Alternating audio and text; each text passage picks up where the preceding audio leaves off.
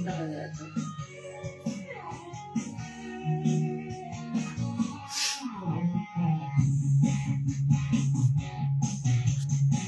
Sa bawat habang ako'y naguguluhan,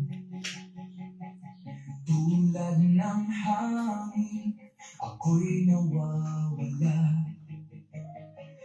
Pait ng buhay akong tinatamaan, Lord, saan ako patutungo? Hey, God's morning po mga kapatid. Ngayon po ay araw ng Thursday, no?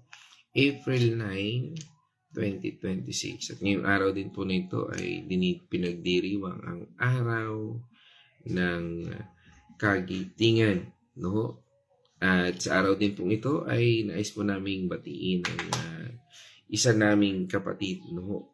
Ang aming 6 years old na baby, no? Si Baby Roan ng happy 6th birthday, tama no? Happy 6th birthday, Baby Roan. Yan.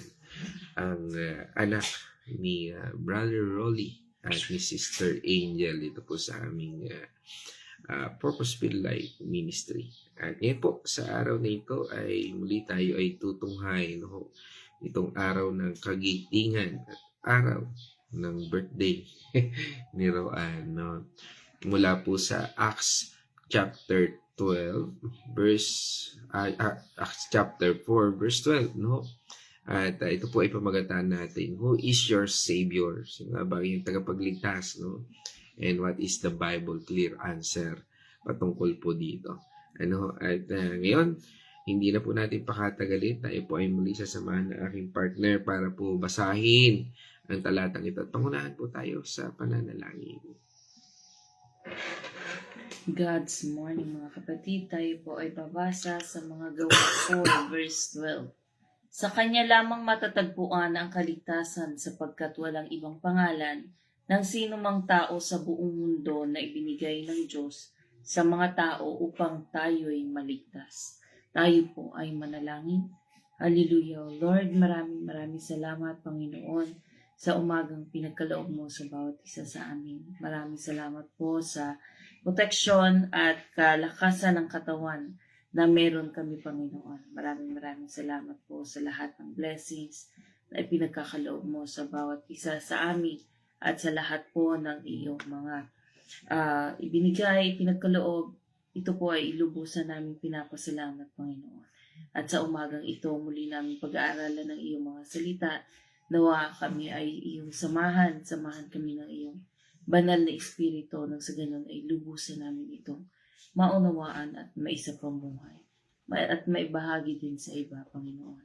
Maraming salamat po. Ito nawa ay maging sandata namin sa gawa ng kaaway at maging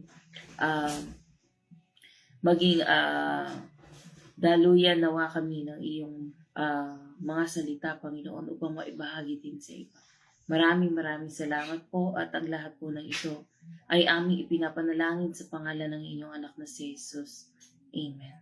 Amen. Okay. Praise God. At ngayon po, dito po sa ating pagtalakay, ay nais ko tinong basahin ito sa Amplified Version, ng ating topic ngayon. Who is your Savior? The Bible clear answer. No, sabi po dito sa Amplified Version, and there is salvation in no one else. Wala na raw ibang kaligtasan. For there is no other name under heaven that has been given among people by which we must be saved. No? Ito po ay malinaw. Kaya nga po dito may footnote. For God has provided the world no alternative for salvation. Napakalinaw po. Pero tunghayan po natin ang bagay na ito. At sabi nga ay dito po sa ating pag-aaral na ito ay napakaganda ng araw na laging tayo ay tumutunghay sa salita ng ating Panginoon Diyos. At sa ating mga nakaraang devotion, napag-usapan po natin ang eternal life na taglay natin ngayon dahil sa pananampalataya. at kung paano lumalago ang pananampalataya sa pamamagitan ng pandinig sa salita ng Diyos. Yan po yung topic natin kahapon. Ano ho? Ngayon po ay tutuloy natin ang napakahalagang pundasyon ng ating pananampalataya. Ano ho? Mula po doon sa Great Commission, no? Yung go therefore, no? Sabi ng Matthew 28, no? Go therefore, baptizing them in the name of the Father and the Son and the Holy Spirit. No, yung pagbabautismo, no, ay kaugnay din po dito na sa ating pananampalataya, no, ay sabi nga ang mundong ito ay punong-puno ng iba't ibang paniniwala, reliyon, o sabihin na natin yung mga gurus, ano, na nag-aalok ng salvation o ng kaligtasan. No? Kailangan po natin ng isang malinaw at walang pag-aalinlangang sagot mula sa salita ng ating Panginoon Diyos. Kaya ngayon pong umaga, ang ating topic ay, Who is your Savior? No? The Bible, clear answer. Para tuklasin po natin ang katotohanan ito mula sa Acts chapter 4 verse 12. No? Sabi nga po, ang Acts chapter 4 verse 12 ay isa sa mga pinakamakapangyarihang pahayag sa buong Biblia tungkol sa kaligtasan. Ito po ay sinabi ni Apostol Pedro, no, na puno ng banal na espiritu. Ibig sabihin, nasa kanya po yung banal na espiritu, no, habang siya ay humaharap sa Sanhedrin, no. Yung Sanhedrin, ito po yung ang pinakamataas na religious council nung panahon na yon, ano ho. Birin nyo, hinarap niya yung mga yon, no. At kung atin po titingnan ang background ni Apostol Pedro ay he is no read no write, no. Kaya nga po ang kanyang tagasulat by that time ay si Mark, eh. No, siya po ang kanyang tagasulat, no. Kaya do sa Book of Gospel, no, nandun po si Mark, no. Kaya nga po ay sila Pedro at Juan ay nung panahong yun po ay kagagaling lang sa pagpapagaling ng isang lumpong lalaki, no, na ginamit nila yung pangalan ng ating Panginoong Hesus, no? Doon sa Acts chapter 3, yung buong istorya na yun, pag binasa po natin, matutunghayan po natin doon, ano ho, kung yung yugto na yun, na nandoon sa harapan ng templo, no? At pinagaling nila yung isang lumpo. Dahil dito, no, dahil doon sa kanilang ginawa, ano ho, ay kinasuhan sila at ipinaharap sa Sanhedrin. Ano ho, alam niyo yung mga bagay na kamangha-mangha ay naging isang dahilan para sila ay ma-persecute. Pero sabi nga po, ang Sanhedrin po ay ang mga religious leaders na siyang nagpapasya na sabi nga ay na ipako ang ating Panginoong Hesukristo sa krus. At sa harap ng mga taong ito na may kapangyarihan sa kanilang buhay at may malalim na galit sa ating Panginoong Hesus, no, buong tapang po idineklara ni Pedro ang katotohanan ito. Grabe, ano ho? Because of that declaration of his faith, no? Ito po ay hindi lamang basta isang theological na pahayag, kundi isang matapang na proklamasyon na nagpapakita ng kanyang pananampalataya at pagtitiwala sa kapangyarihan ng muling nabuhay ang ating Panginoong Hesukristo. Kung siguro ilalagay natin ang sarili natin si Pedro, gagawin din kaya natin ito. Isang katanungan, no, na sa buhay natin kung tayo, for our internalization, no, na kaya rin ba nating ipahayag yung ating pananampalataya, no? Kaya nga po ang bautismo ay meron pong portion po na kinakailangan ipahayag mo si Kristo, no? Kasi hindi pa pwedeng secret Christian ka lang. Hindi po ganon, no? Kasi nga po ito ay declaration, ano ho, ng ating pananampalataya. It's an act of faith. Ano ho? Kaya nga po ang sa ating pagpapahayag na ito do sa unang bahagi ng talata, ano ho, do sa binasa kong amplified version.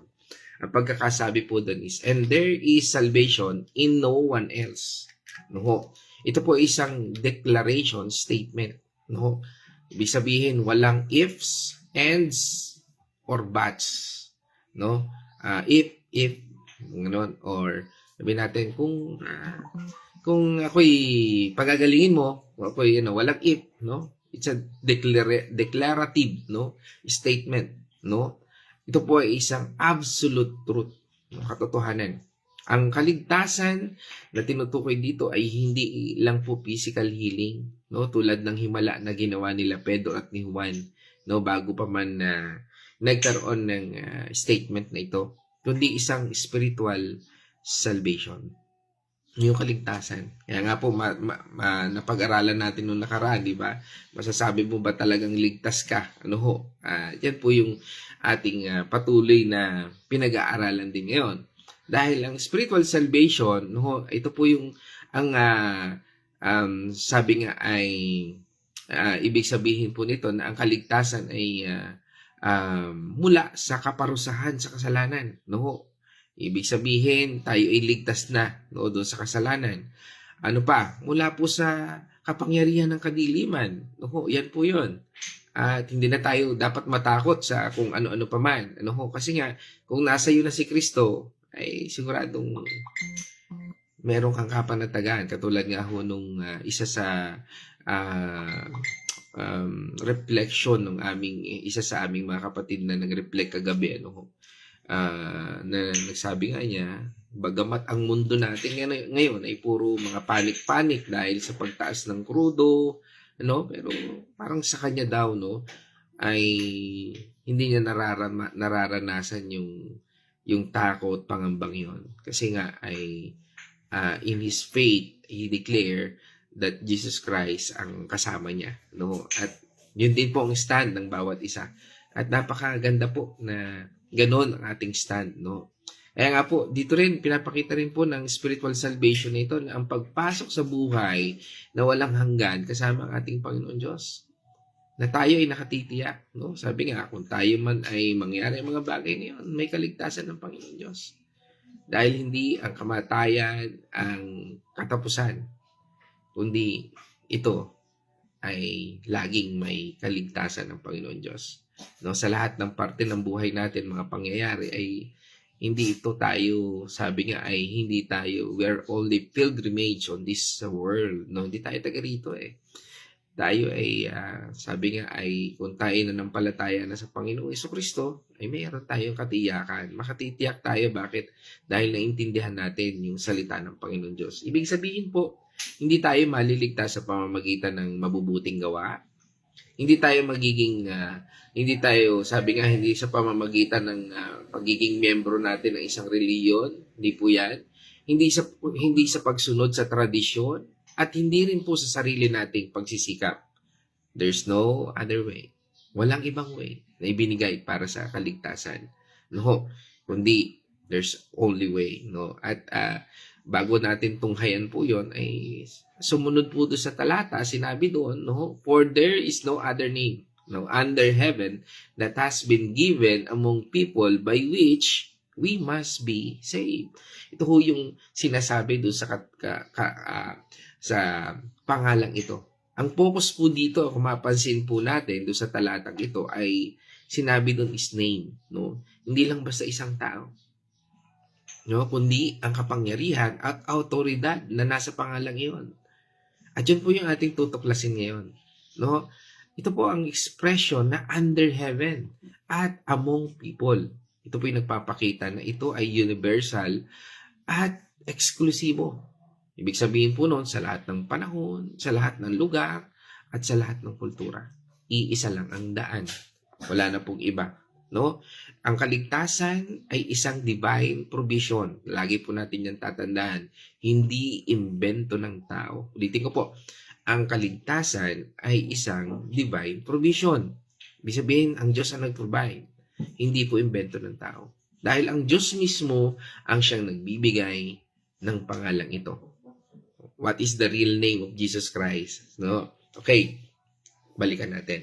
Sa Hebrew word, ang pangalan ay, sabi nga po niya na Jesus Christ is, sabihin nga natin, Yehoshua. Yehoshua. Yan po, na mas kilala bilang Yeshua. Di ba?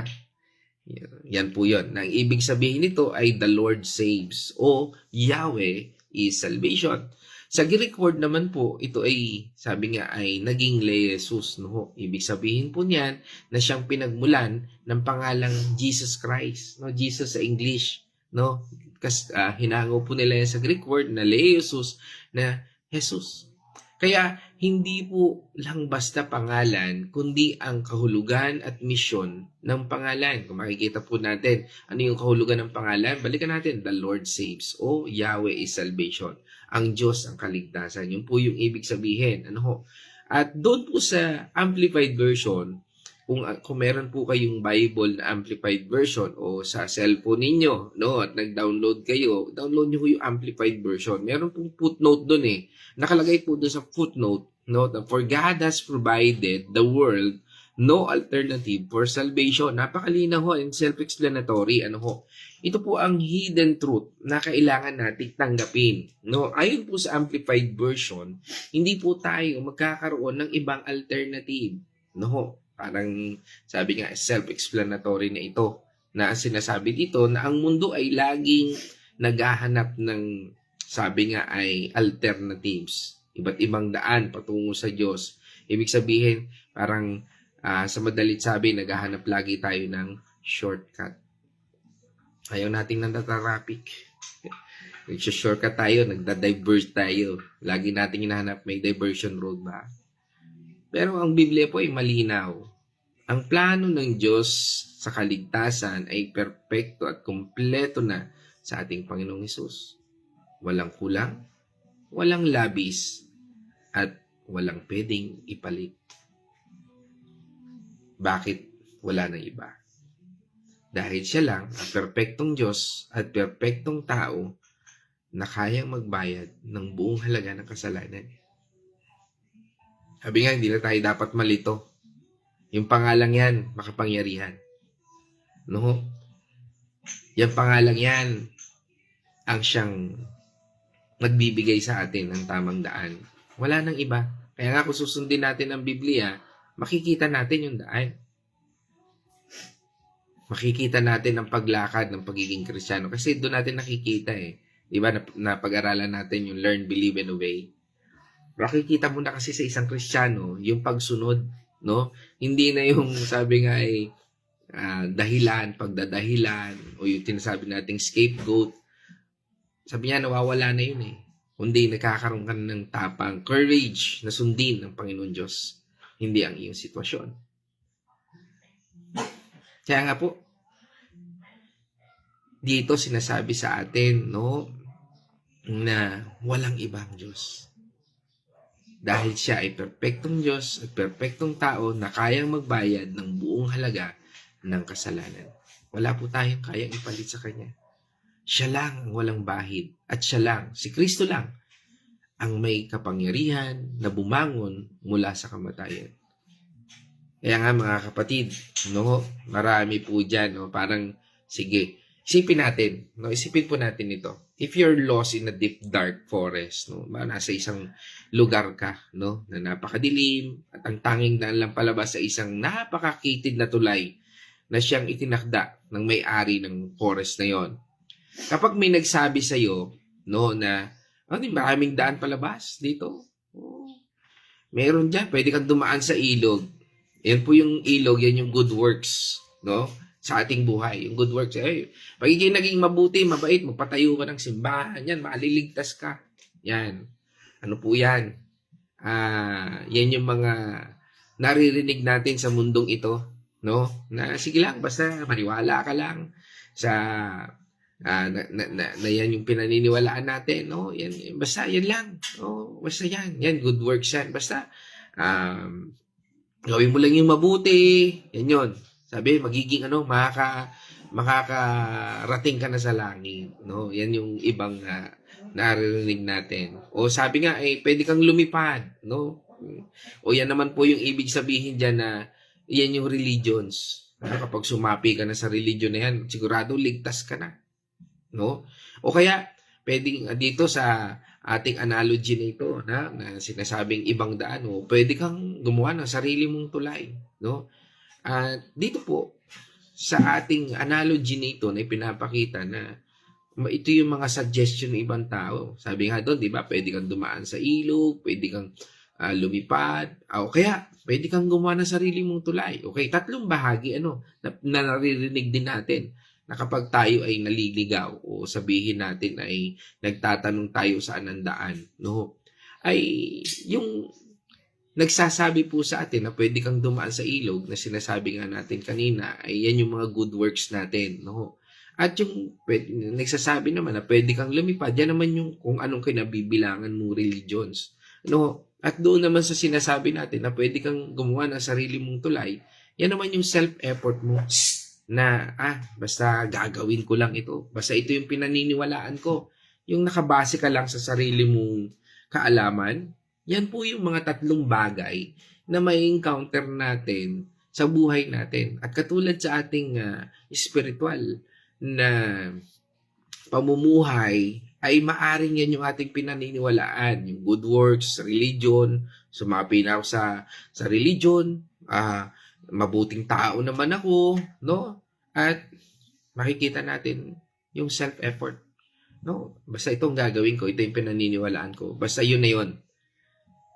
Marami po sa atin ang naliligaw. Dahil ito pong mga ito ay wrong beliefs na hindi magdadala sa atin sa kaligtasan. Dahil ang sabi nga po sa atin, ang tanging makapagliligtas sa atin ay ang pagdaan sa iisa ating tinakdang tulay na inilaan para sa ating lahat. Sa espiritual na kahulugan, ang tulay na yon ay walang iba kundi ang pangalang Yeshua HaMashiach o ang ating Panginoong Jesucristo. Any alternative is deception that leads to deeper lostness, not salvation. O sabihin natin, ang anumang alternatibo ay isang panlilinlang na pwedeng mapunta tayo sa mas malalim na kawalan na hindi magbibigay sa atin ng kaligtasan. Tama ba ang Tagalog ko? Okay? So, yun po yun. Kaya nga mga kapatid, ano po ang connection nito sa atin? At paano po ito makaka-apekto sa buhay natin? Ano ho?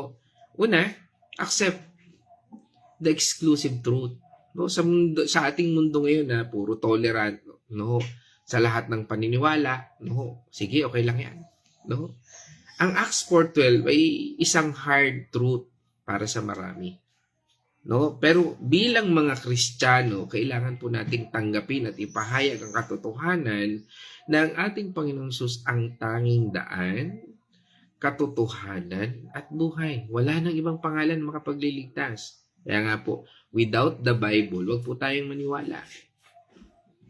Kung yan ay nakasulat sa Biblia, paniwalaan natin. Di ba? Ano po sinasabi sa atin doon? Ano patungkol dito sa daan, katotohanan at buhay? Di ba? Sige, tunguyan po natin. Malimit din po natin nasasabi yan dito. John 14 verse 6. Sumagot si Jesus, "Ako ang daan, ang katotohanan at ang buhay.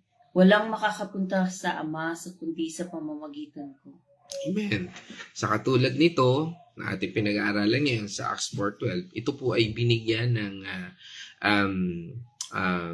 sabi nga ay sugnay o sabihin natin ay pagpapalakas, no? Na ipinakikita rito po na ang kapahayagan ng ating Panginoong Jesucristo that He is the only way, the truth, and the life. At dahil sa Kanya, meron po tayong assurance of salvation. Kung ikaw o tayo ay nananalig sa ating Panginoong Hesus, meron tayong kasigurahan ng kaligtasan. Dahil hindi natin ito inilalagay sa mga bagay na pabago-bago, kundi isang pangalang hindi nagbabago ng kanyang, sabi nga ay pagliligtas sa atin ng lubusan.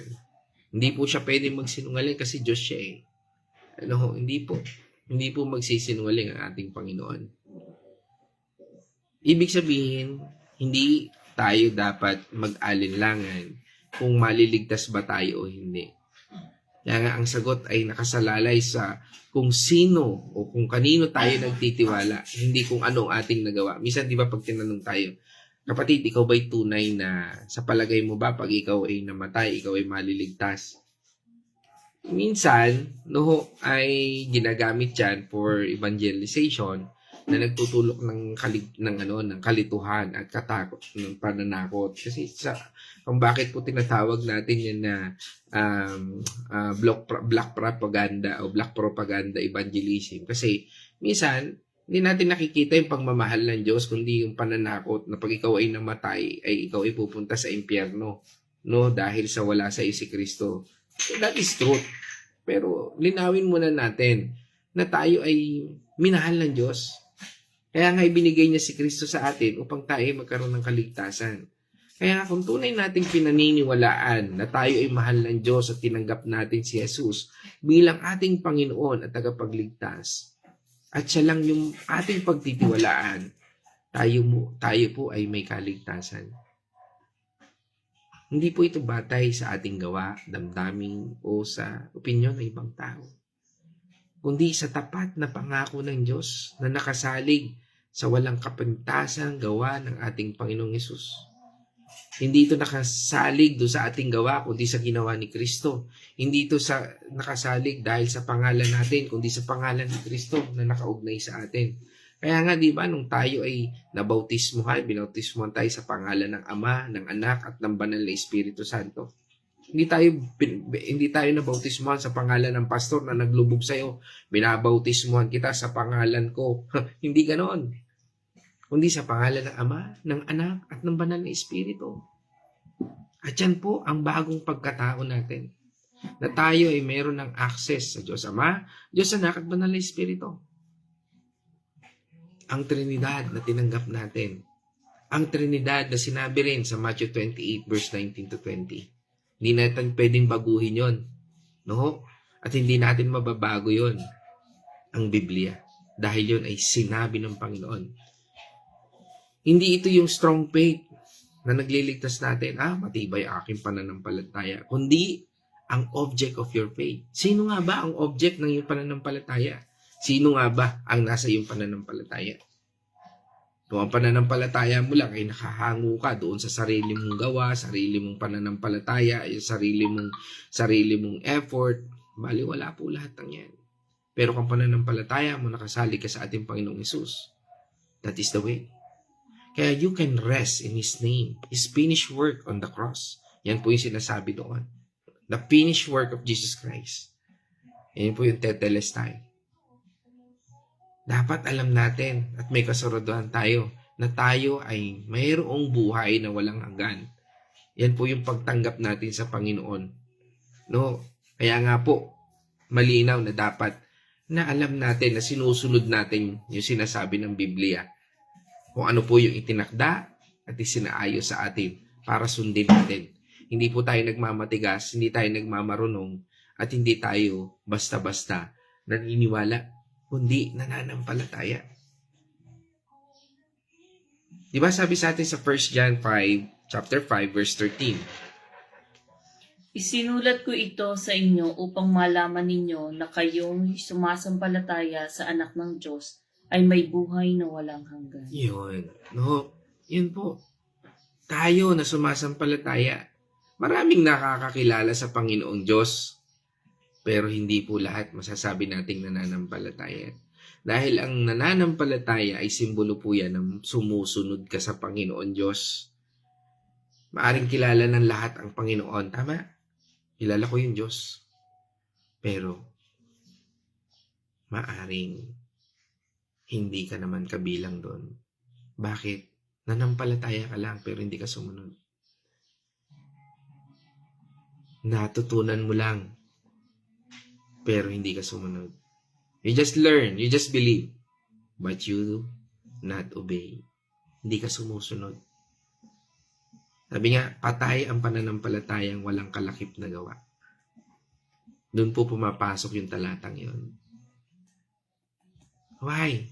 Di ba? Sabi nga ng ating Panginoon, whoever believes in Him shall not perish. Di ba? Sabi sa John 3:16. At napakamakapangyarihan po niyan. Dahil ang lahat na nananampalataya ay sumusunod. Hindi ka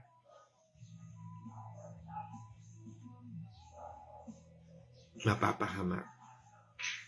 Kaya, The power in His name o ang pangalan ng ating Panginoong Hesus ay hindi lang basta salita. Ito po ay makapangyarihan. Di ba? Sa pangalan po niya, maaring, sabi nga, sa kanyang pangalan, siya po'y nagpapagaling. Sa kanyang pangalan, siya po'y nagpapalaya. At nagkakaroon tayo ng access sa ating Panginoon Diyos. Kaya nga po, sa kanyang pangalan, nung tinanggap natin siya bilang ating Panginoong tagapagligtas, yan, meron na po tayong access sa ating Panginoon Diyos. Kaya nga, sabi ng Panginoon, di ba, sa mga apostle niya, di ba? Antayin ninyo, ako ay darating sa pamamagitan ng Espiritu Santo. Kaya nga, kapag nangungusap sa atin ng Banal na Espiritu, huwag natin patagisin yung ating mga puso. And we can use the name ng ating Panginoon Jesucristo. Gamitin natin ang otoridad na ito sa pangalan, o sabi nga, sa pananalangin natin at sa ating buhay. Dahil sabi nga dahil sa katagumpayan ng kanyang ginawa 2,000 years ago, every knee will bows. Yuyuko sa kanyang pangalan. Diba? Yung demonyo nga, nanginginig sa kanya sa kanyang pangalan. Nanginginig. Pero tayo, kilala natin ang Panginoon Diyos, pero binabaliwala lamang natin ito. Tandaan po natin, every knee will bow to our Lord Jesus Christ. And that is His name. Sabi nga diba sa atin sa Philippians chapter 2, verse 9 to 11, ano pong sabi doon? At dahil dito, siya'y lubusang itinaas ng Diyos at ibinigay sa Kanya ang pangalan ng higit sa lahat ng pangalan. Sa ganon, sa pangalan ni Jesus ay luluhod at magpupuri ang lahat ng nasa langit, nasa lupa at nasa ilalim ng lupa, at para sa ikaluwalhati ng Diyos Ama, ang lahat ay magpapahayag na si Jesucristo ang Panginoon. Amen. Lahat magpupuri sa Kanya.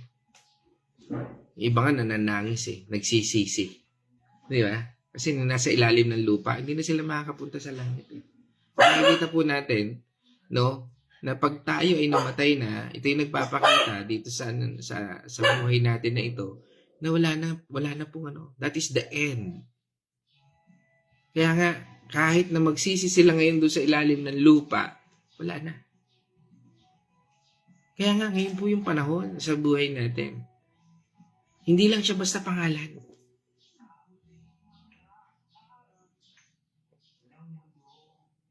Kundi kapangyarihan po siya. Kaya nga, we need to share the uncompromising message na ito. Dahil dito may responsibilidad tayong ipahayag ang pangalan ng ating Panginoong Hesus. We have responsibility. Hindi tayo pwedeng maging tahimik lang. Dahil yan ay inaatas sa atin ng Panginoon. It's a command from our God. Maraming tao ang nalilito, nawawala, at naghahanap pa rin ng kaligtasan. Kailangan nilang marinig na may isa lang na paraan. At yan ay ang pangalang Hesus. Siya lang ang tanging daan. Mga kapatid, sa mundong laging naghahanap ng maraming daan patungo sa ating Panginoon Diyos, ang ating topic ngayon dito sa Acts chapter 4 verse 12 ay nagsisibing isang mahalagang paalala at matibay na pundasyon ng ating pananampalataya. Walang ibang pangalan sa ilalim ng langit na ibinigay sa mga tao na makapagdiligtas sa atin. Ito ay ang pangalang Yeshua Mashiach. Yeshua, nang ibig sabihin is Yahweh saves, no? The Lord is salvation. Yan po ibig sabihin nyo, kanina natunghayan din po natin. Ibig sabihin, ating Panginoong Jesucristo mismo, ang manifestation ng kaligtasan ng Diyos sa atin is the manifestation. At yung Hamashiach, no po, ito po yung ibig sabihin ay the Messiah o the Anointed One. Yan po ibig sabihin ng Hamashiach. No, baka sabihin natin, ano yun? Ano daw? No po, yun po yun. No, that is the Hebrew word. Sinasabi doon, siya ang ipinangakong tagapagligtas na hinihintay ng sanlibutan. Kaya kapag sinasambit natin ang pangalang itong Yeshua Mashiach, hindi lang po basta tunog ito, kundi ang buong esensya ng plano ng Diyos para sa ating kaligtasan. ang ating itineklaras na pinanghiwakan na si Kristo ang siyang anointed one, ang ating tagapagligtas, siya ang Panginoong Hesukristo. Kaya huwag tayong malito. Wag po tayong mag-alinlangan. Hawakan po natin ang katotohanan ito at ipamuhay po natin. Mga kapatid, dyan po ako magtatapos. At nawa, tayo po ay napagpala ng salitang ito.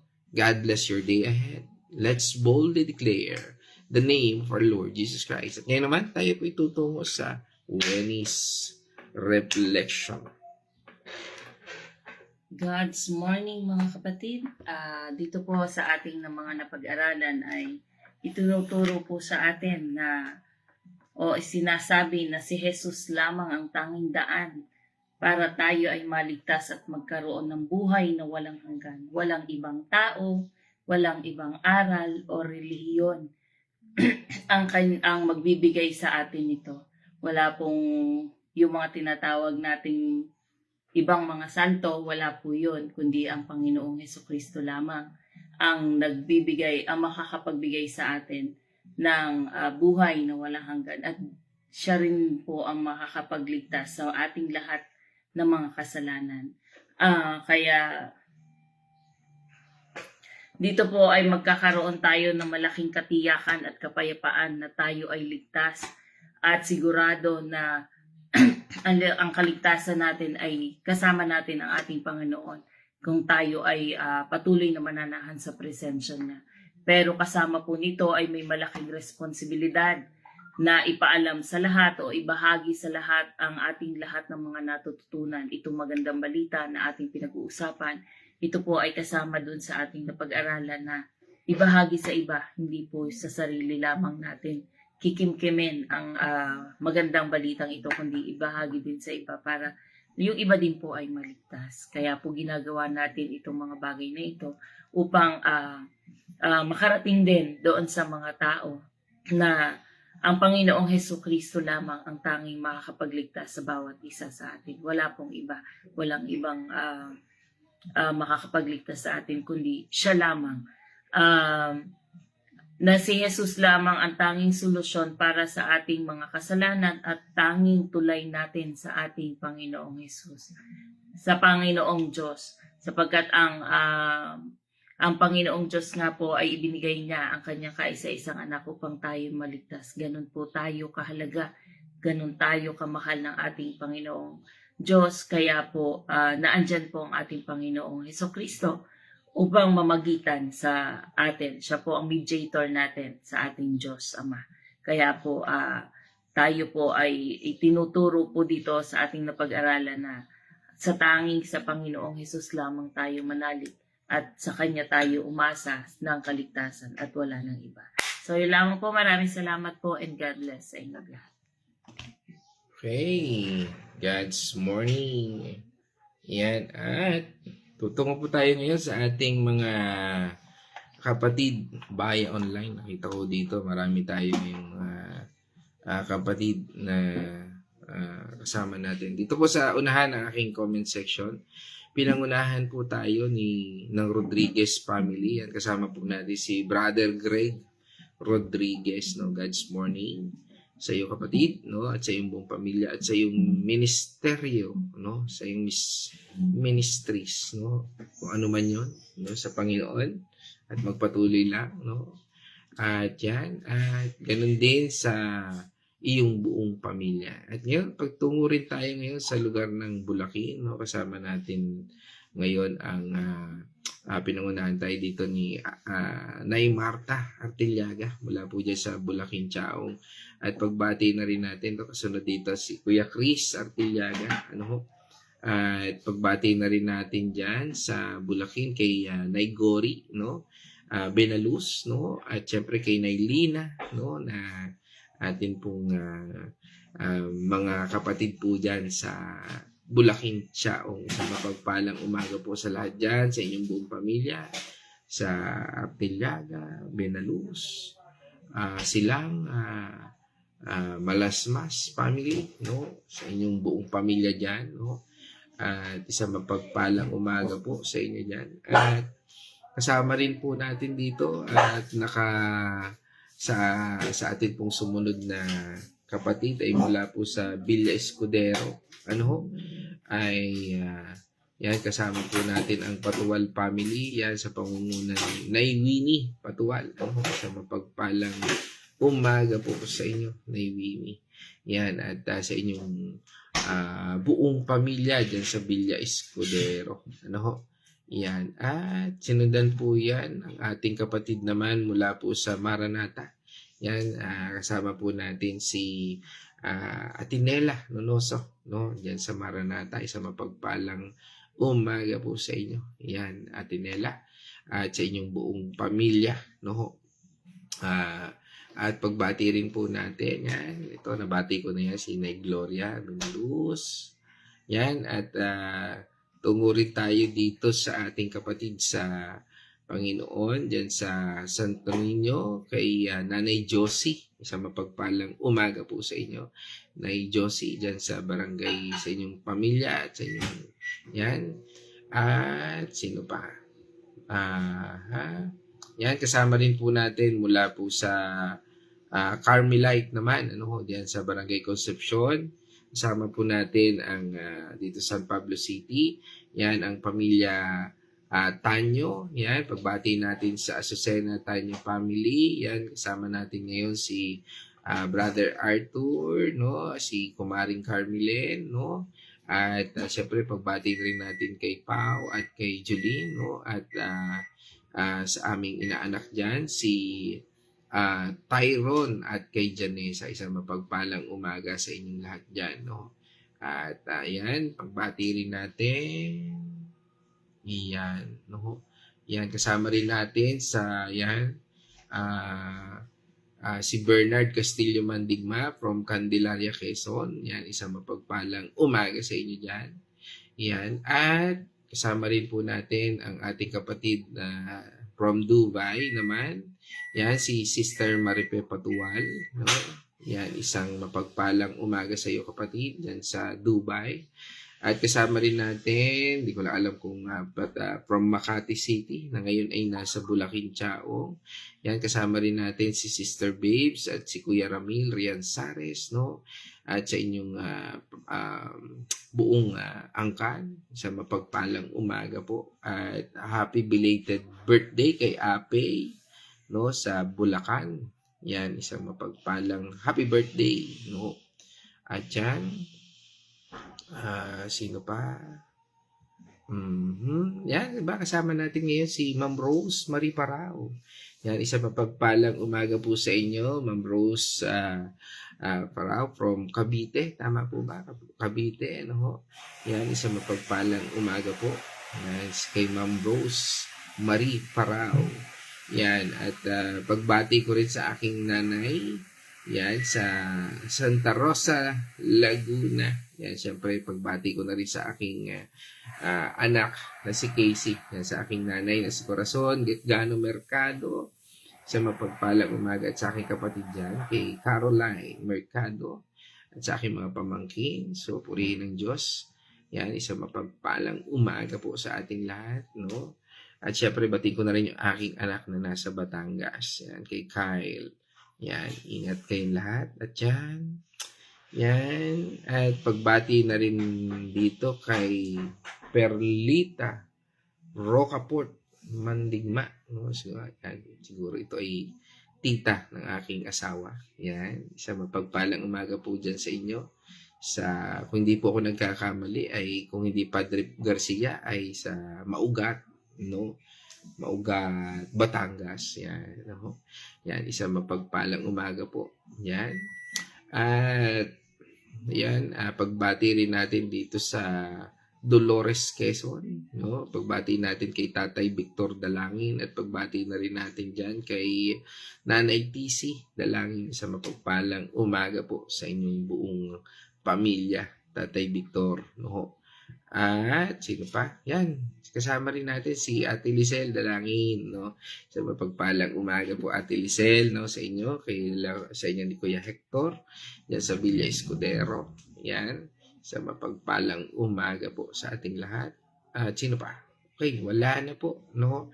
At ngayon sa ating po pagtatapos, tayo po ay manalangin. Let's all pray.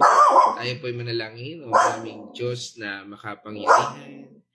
Salamat po, Panginoon, sa oras at araw na ito at sa aming pagtatapos. Panginoon, tunay na binigyan mo kami ng linaw sa pangalan ng aming Panginoon Kristo. Salamat po sa iyong salita at sa iyong patuloy na pagbibigay ng gabay at karunungan.